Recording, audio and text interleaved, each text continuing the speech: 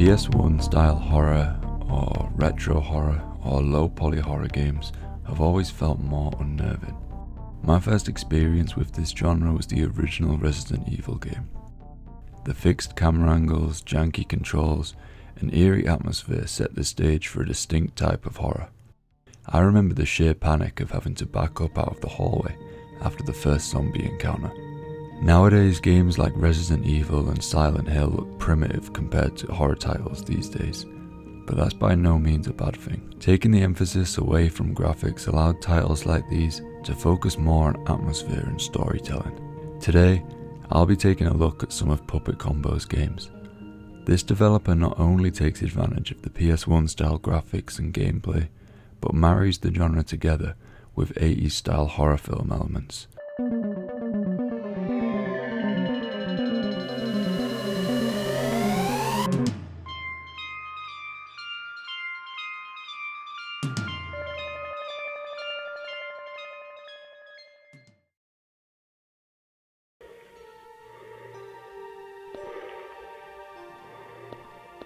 This first game is mainly unreleased.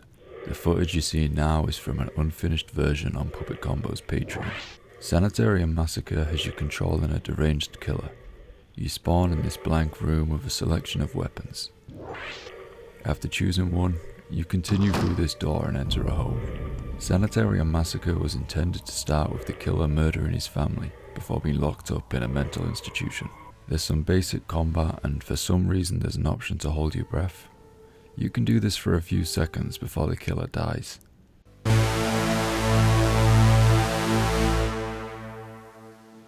For a demo, there's a surprising amount of detail to this level. We even get a cutscene. We should check on him. Myers? You still with us, big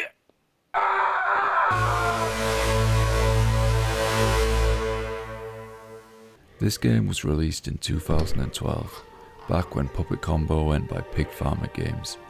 Whilst this almost counts as the first Puppet Combo game, the real debut game was an almost identical version of Sanitarium Massacre that got taken down for using Michael Myers as the playable character and the franchise's name.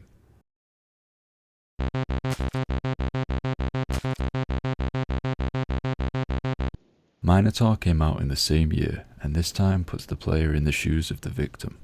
After being wounded in a car crash, an unnamed woman flees to a nearby abandoned building. She enters, and after nearly having a heart attack from the game's title sequence,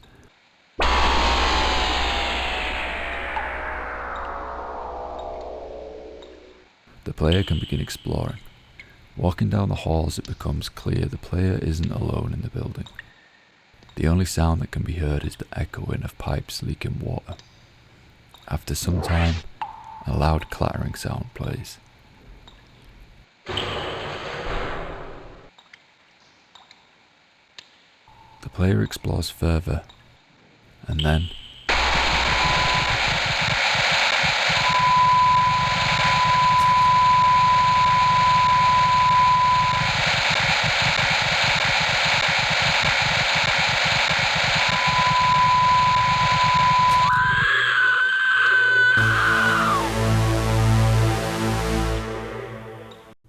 the killer comes with no warning. The prospect of being chased by a murderer in an abandoned building is scary enough, but the tank-like controls, ridiculous camera angles, and the lack of any proper lighting ramp that feeling of unhelplessness up to 100.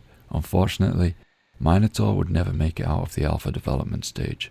However, its use of loud jump scares, 80s horror vibe, and cat and mouse gameplay would become staples of all Puppet Combo's games.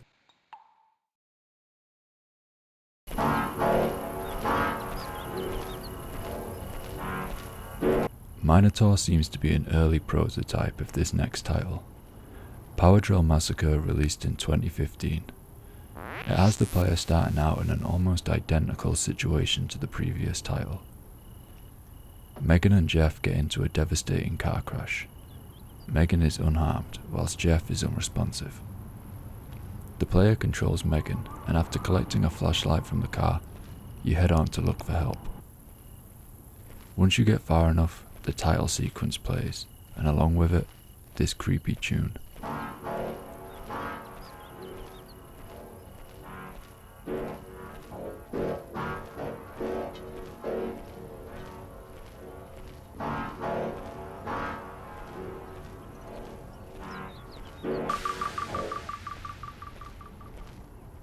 After an uphill walk, you come across an abandoned factory. It's getting dark, and with little time left, you find an entrance and seek help.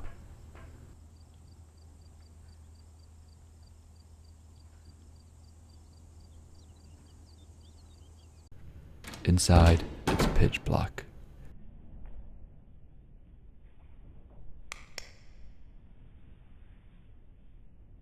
After switching on the light and entering, the door locks behind you. The factory in this game is incredibly eerie. It's dilapidated, vandalized, and filthy. Some newspaper clippings can be found that contain information about 2 missing campers. This game plays heavily into the player's own paranoia. Footsteps and strange sounds can be heard.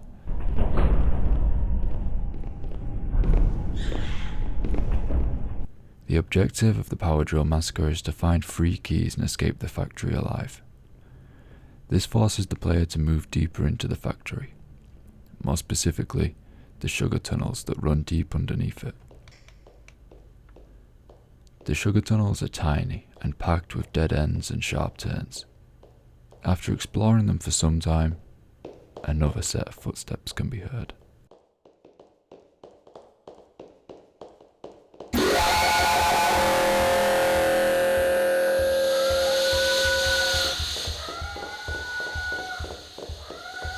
The sounds of the drill whirring and the strange wailing of the killer fill the player with panic. It becomes even harder to navigate the already difficult space. Luckily, the camera controls are more modern and manageable in this title, making it easier to run from the killer. Eventually making your way deeper down the tunnels, you enter a flooded portion of the map. Soon after, you find yourself in someone's living space.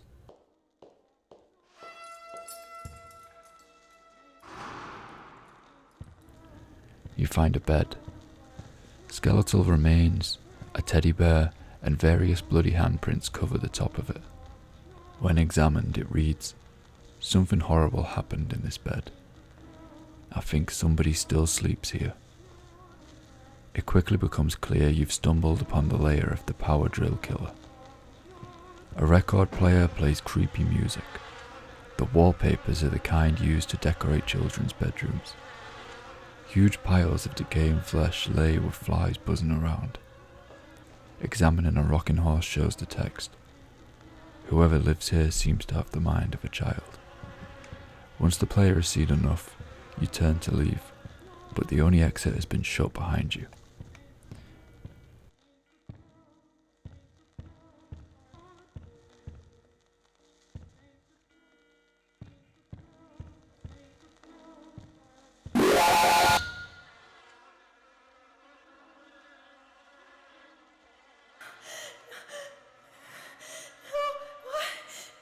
When you wake up, Megan has been caged.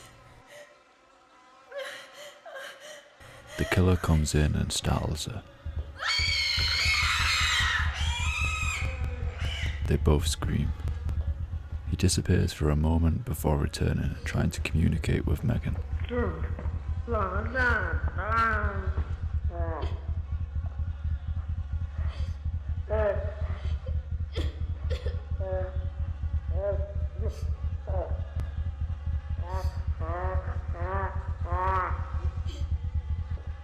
It seems the killer is only capable of mumbling gibberish and leaves, before returning a final time.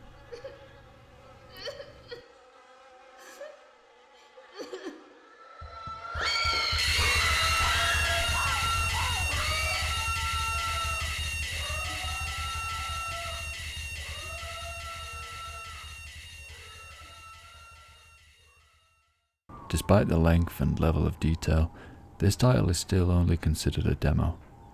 The Power Drill Massacre is one of Puppet Combo's scariest titles, taking inspiration from the Texas Chainsaw Massacre with its rural setting and mentally disabled killer.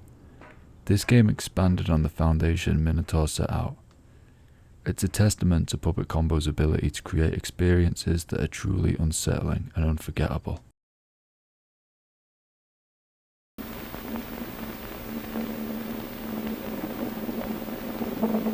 Buzzsaw Bloodhouse released in 2017 and puts the player in control of 12 kidnapped schoolgirls who must navigate a maze of corridors filled with traps.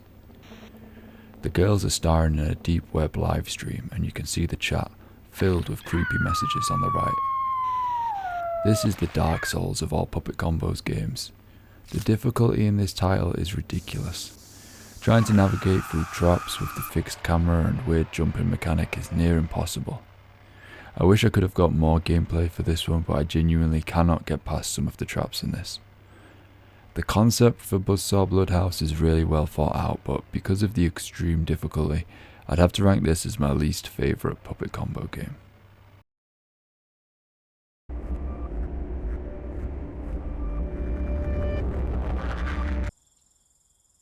The night shift has the player controlling a gas station cashier taking the night shift. After getting dropped off, the player clocks in and replaces the previous cashier. This game has some voice acting too this time around. Have a good date. If my calculations are correct, I'll be rounding third base of 1 hour and 16.32 seconds. Once alone, the player is free to roam around and complete menial tasks like stacking shelves and sweeping floors. In the corner of the gas station, players can find a familiar looking arcade cabinet. It's a 2D remake of the Power Drill Massacre. Interestingly enough, if you manage to complete all the levels, you'll be greeted with a screen that reads, "Megan has suffered an emotional shock. She will recover in a crisis center. You win." Thanks. After serving some customers and cleaning up, a white van appears and drives around slowly.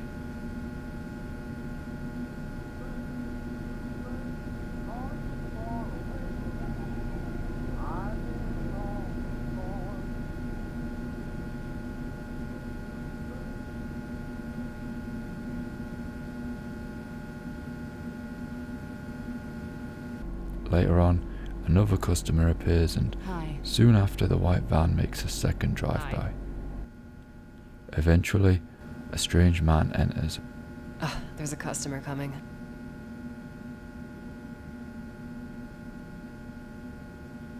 Hi. You here all alone?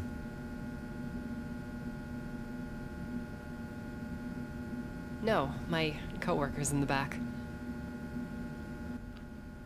He then wanders around, taking peeks at the player before buying a beer and leaving.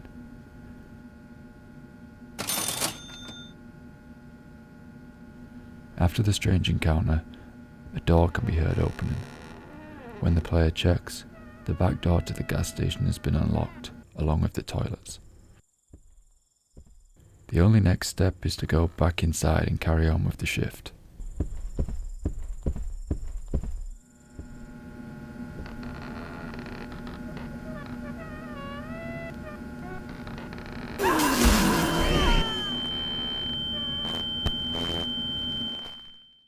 The night shift acts as a prologue for Puppet Combo's game Stay Out of the House, which takes place 9 days after the night shift abduction.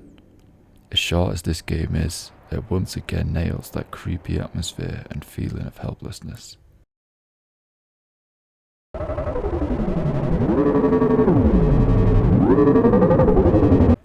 Feed Me Billy is one of my favourite Puppet Combo games, purely because of how goofy it is. It's one of the few games that lets you play as the killer.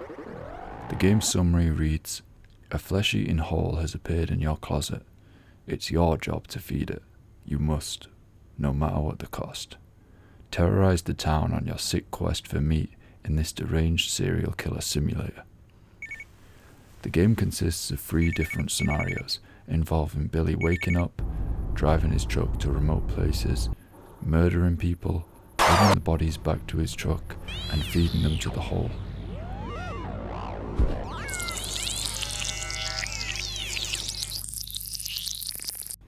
The first scenario takes place at the gas station. As Billy drives by, he notices a woman alone on a phone call.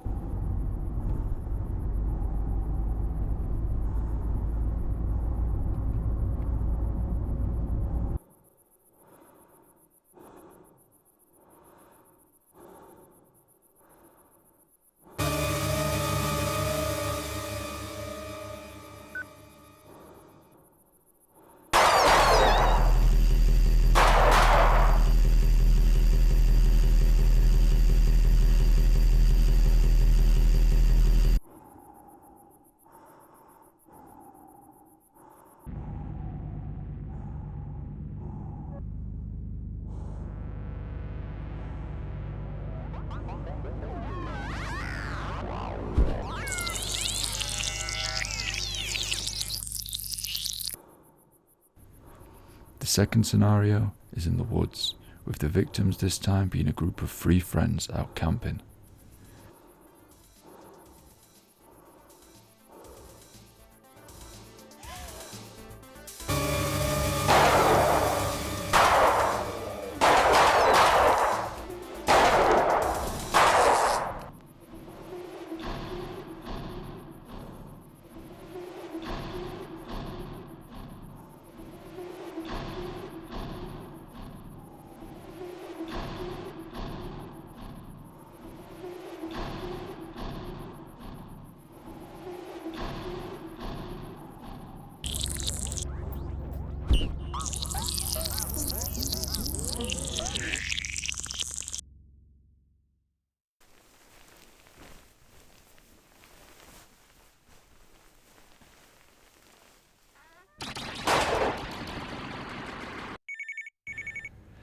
Before we talk about the final scenario, there is an unfinished game on Puppet Combo's Patreon that seems to be a lost level, involving Billy going to a Waffle House and murdering everyone.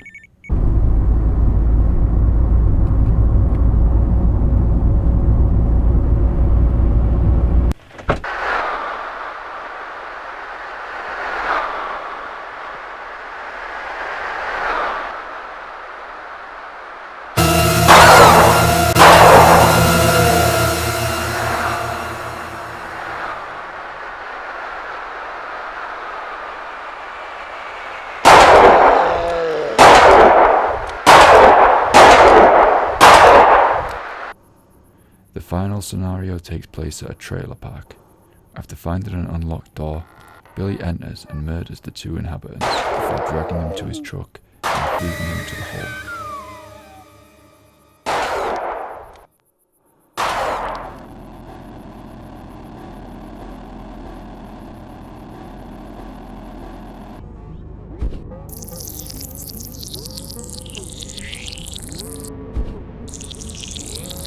After dinner time, a goat made of flesh arises from the hole, and the text on the screen exclaims, "All done." The game abruptly ends.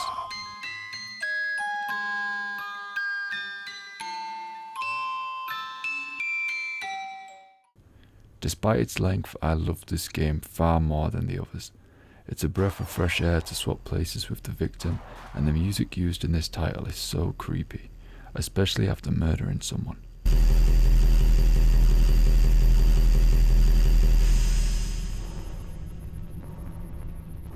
Whilst this title is considered complete, I would love to see a Feed Me Billy 2 in the near future.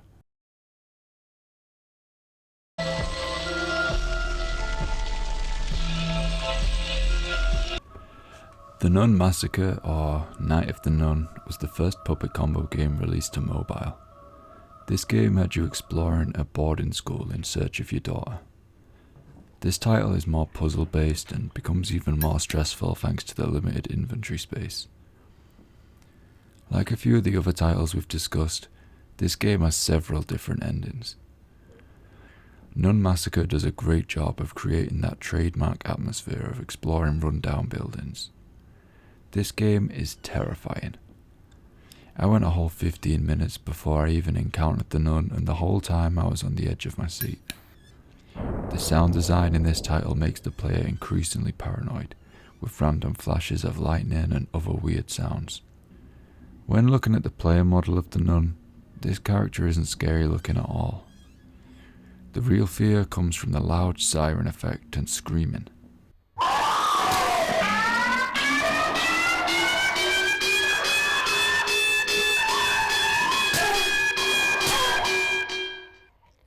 The panic instilled in the player and trying to navigate the strange dark hallways make for a great horror experience. Whilst this is one of the more popular Puppet Combo titles, at this point in the video, I'd played through a decent chunk of the catalogue and was becoming sick of the concept of killers chasing victims through abandoned areas.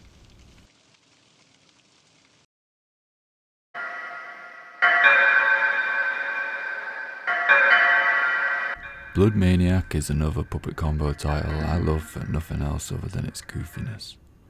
It's set on Thanksgiving Eve 1984 in a mental hospital. It begins with a cutscene showing a nurse rounding up all these patients. Shortly after, we take control of the killer and begin a rampage. This game is more of a stealth killer because if you get spotted or a body is found, you have around 5 seconds to silence any witnesses. Failing to do so will result in a game over.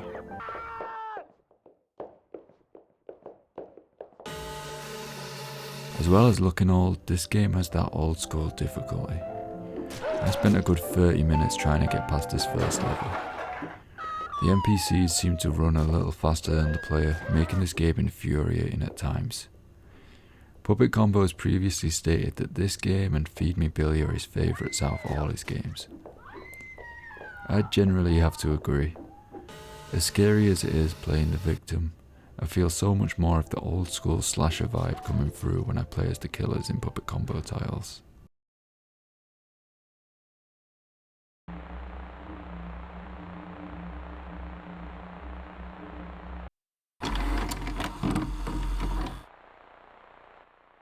In July 1991, a group of hikers happened upon a garbage bag containing a videotape and some articles of clothing in Spring Forest State Park. After viewing the footage, they turned it in to the local police, believing it to be a prank. Limited portions of the tape have been released to the public in hopes of identifying the persons involved.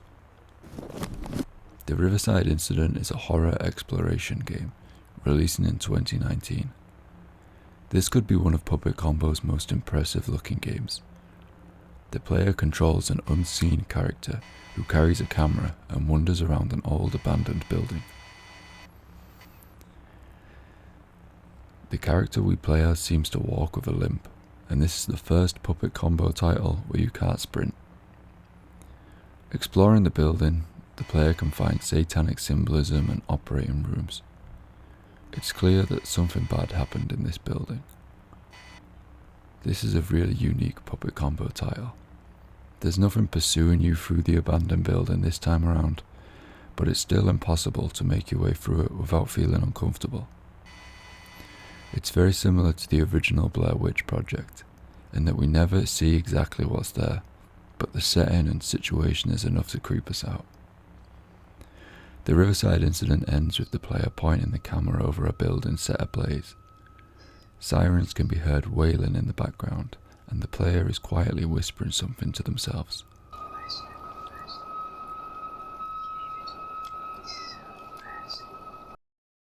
I believe this was based on a real arson committed by 2 teenagers, with one of them recording the incident and leaving the camera behind near the crime scene.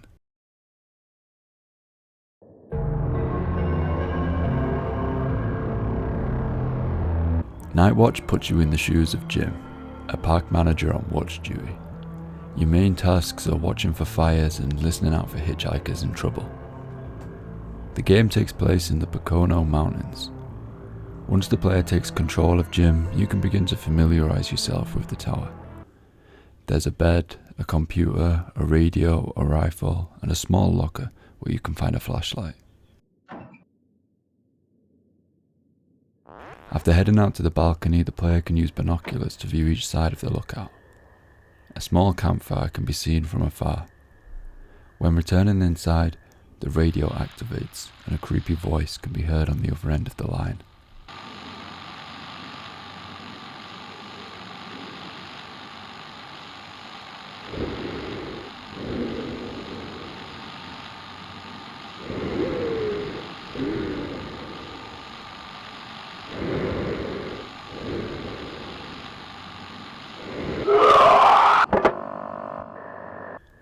Soon after, the generator runs out. The player has to return to the base of the lookout and refill it manually. Once refilled, the player returns to the top and can continue with the watch.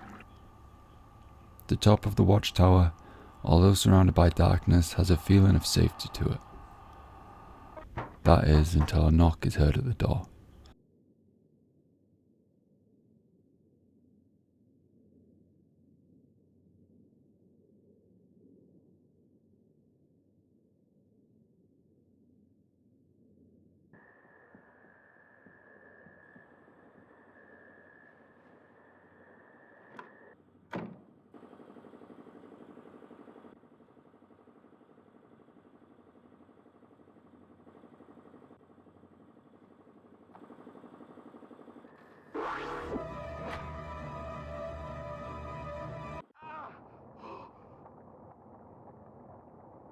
Luckily, it was just a dream. The player continues with the watch until a huge downpour strikes. Flood warnings pop up on the computer and the radio soon chimes in. A group of campers call and report strange happenings at their campsite.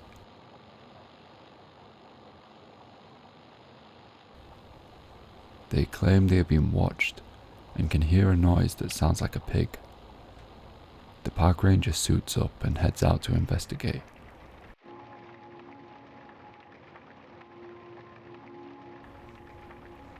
The walk down is surprisingly lengthy, and after discovering an abandoned shack with some strange symbols on the walls, the player can't shake that feeling of being watched as well.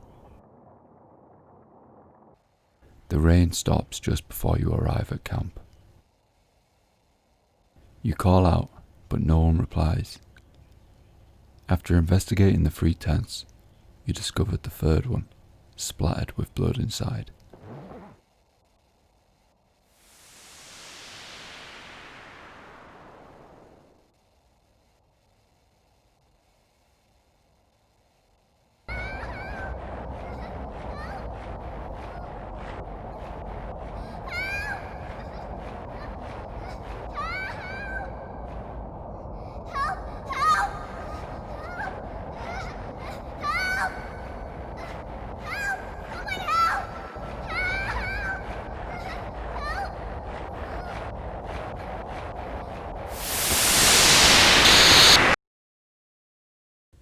If you're thinking this face looks a little bit familiar, that's because it is.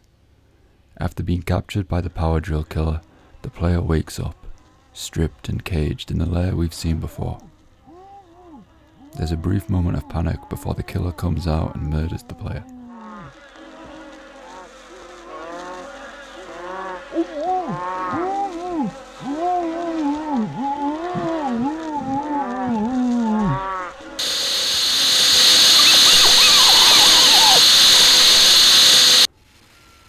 Judging by the dates and locations of both Night Watch and the Power Drill Massacre, it's fair to assume Night Watch is a prequel to the Power Drill Massacre. During the credits, we can hear one of the killer's music boxes, along with his own moans. Puppet Combo's masterful use of PS1 and 80s style horror has created an unforgettable and chilling experience for players. By embracing the limitations of the past, they've crafted a unique atmosphere that transports us into an era of fixed camera angles, janky controls, and a palpable sense of dread. These games remind us that horror is not about photorealistic graphics, but instead the unseen, the unknown, and the psychological terror that lingers. Puppet Combo's games are a love letter to fans of classic horror, and right now, there's no better time of year than October to play through all of these titles. There was about a dozen more games just as detailed as the ones in this video that I would have liked to include, but for the sake of time I had to pick my favourites. You can play the entire Puppet Combo catalogue by downloading it from their Patreon page. Thank you for watching, more content to come, and as always, have a good one.